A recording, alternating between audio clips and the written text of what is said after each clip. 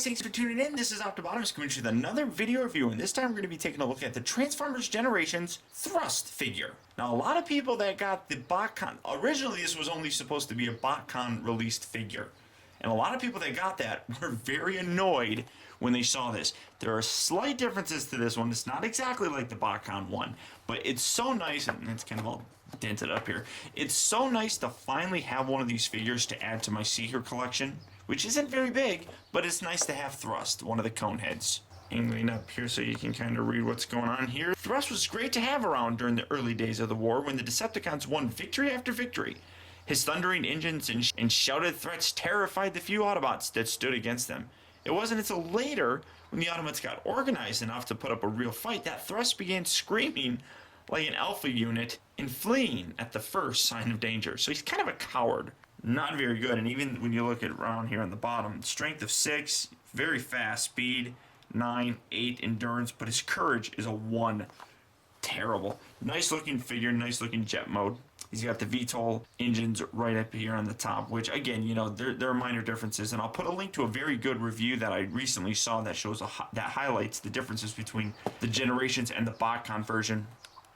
Really nice looking 2 launching missiles. Hub packaging. Well, hub sticker. So that's about it, and it's really kind of cool. I think it was my friend JT Mitchell that pointed this out, but it looks like there's chrome on the inside there. So let's get this guy open and see how cool he is. Okay guys, so here we have Generations Thrust open up and out of its packaging. Now Thrust, when he was first announced, there were basically 2 types of people. There was the person that got it at Botcon and was excited because they had an exclusive figure that they for the most part, believed that wasn't going to get a mass release. On the other side of that same coin, people that didn't get a Botcon Thrust were annoyed because they were never going to get one because they're ridiculously expensive. The other person, when we found out about this guy, was super excited because they didn't get that Botcon exclusive. But again, on the other side of that same coin, the person who did get the Botcon version is a little bit pissed because it's no longer really an exclusive. Now sure, it still looks a little bit different. There's different paint apps and slightly retooling in the wings and everything of that nature, but this was a figure that needed to be made. It's not really a core character, but it's a very well-known character that people really needed to have. I'm trying to see if these things spin. No, I don't think they do. People needed to have this. If you like the Seekers, you wanted this guy. Now, what I was talking about earlier about how they're retooling these a little bit differently, here you see Thrust. Here's the classics Starscream. As you can see, a slightly different mold, mostly in the wings and then obviously in the cone area, because this guy's a cone head. Much longer nut cockpit here on Starscream, whereas that one's a little short and stubby. And then for another comparison, here's another mold. Here's another version of the mold.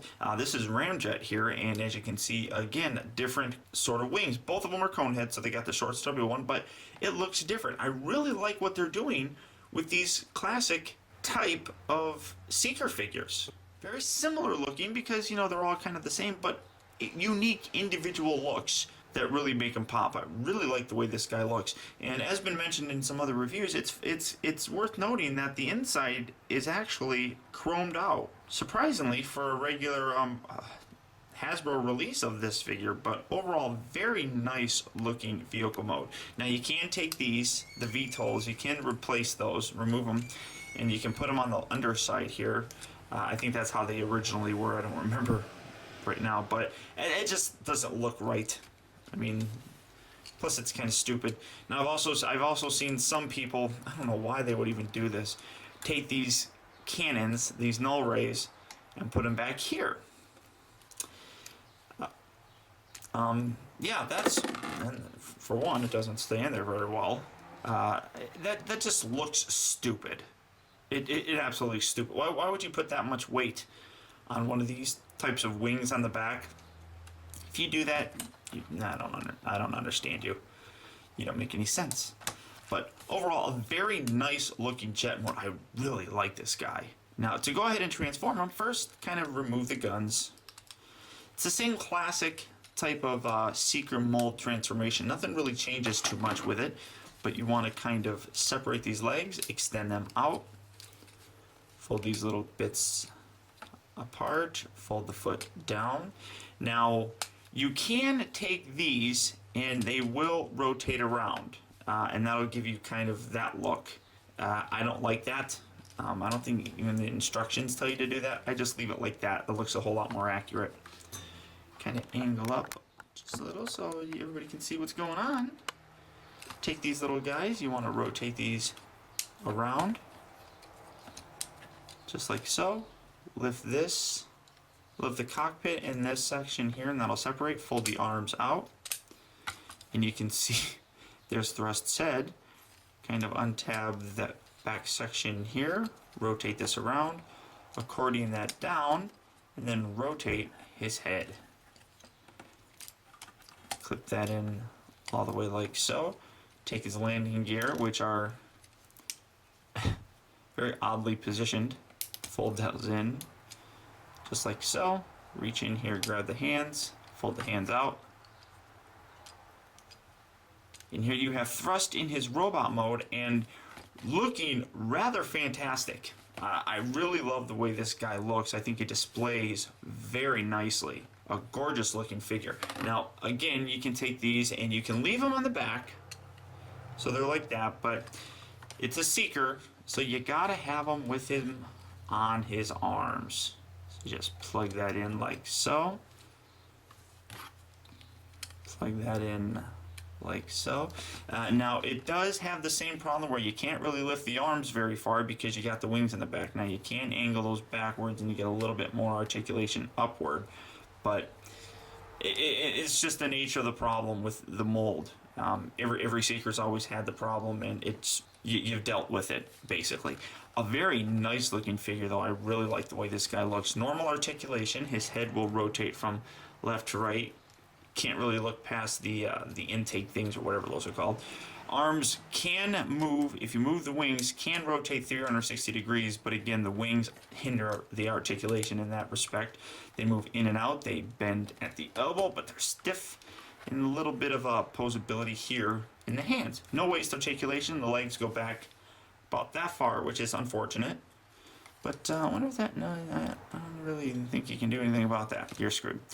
They go about that far, they rotate at the knee, they bend at the knee, a little bit of pivot in the foot, so you can get some half-assed knee bent poses in his arms hanging out like that. So sure, not one of the most posable figures because of some of the hindrances, but a very nice figure regardless. Let's see how he looks next to some of the other classic Seeker figures that are out there.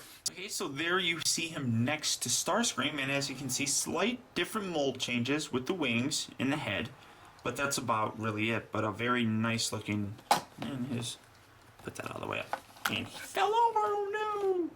Starscream! But you see a very nice representation of the Seekers. And why don't you want to stand, Starscream? There you go. Very nice representation of them. And here he's next to his Conehead brethren, Ramjet. As you can see, again, different mold slightly, mostly in the wings. But this guy's arms are so much better articulated because of the wings being down on the leg area. Very nice looking indeed. So an overall great looking figure, one that I highly recommend. If you see him at stores, pick him up for sure. They're definitely out now. I've seen them at Target, I've seen them at Walmart. So you're definitely going to get a nice figure. Price range varies from store to store, but the most you're going to be paying for this thing is like maybe 12 bucks. So definitely pick this guy up. Now, to transform him back into his vehicle mode, take the guns off, just makes it a little bit easier. Fold the hands up and under. Fold this section back. Reach in here, grab the torso or the chest piece, rotate it around. Come around here, that'll clip into place, and then rotate the head. Line that up nicely, just like so. You have his arms. Tuck these little guys in, just like so there. Fold that down. You can go ahead and fold out the landing gear now. Which mine is really stiff to get out. There we go. Rotate the legs around so they're lined up perfectly. Push them together like so. Accordion them inward. Take the wings, fold those down and around. Fold them down and around. Fold these bits back up. Go ahead and replace the cannons. And one thing I did neglect to show is that they are spring loaded and they do fire. And like so. So there you have it. They shoot. And there you have Thrust back in his jet mode. A very nice looking figure. I really love the way the guy looks. I really think that he's a perfect addition to any Seeker fan collection. If you like this guy, you're definitely going to want to pick him up. And why wouldn't you? It's a Seeker. It's Thrust. Pick him up. So, until next time, guys, I want to thank you for tuning in. This has been Optibotimus. I'll talk to you later.